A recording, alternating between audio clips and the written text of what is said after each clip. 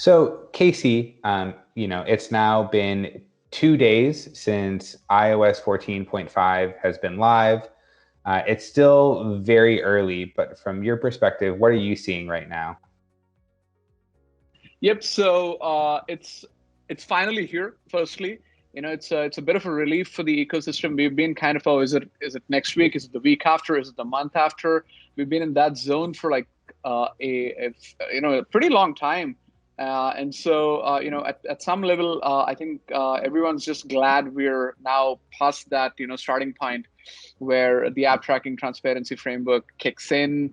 Users are beginning to upgrade. We're actually beginning to see some data along those lines. And as users upgrade to 14.5, the iOS version 14.5, we're going to see the all the impact of the app tracking transparency framework to kick in, including as CAD network adoption, the impact on, let's say, audience targetability and all this kind of stuff. So yeah, it's overall, look, very, very glad to be at the finish line of that wait time, and also very glad to turn all of this to a very practical, executable zone over the next few weeks.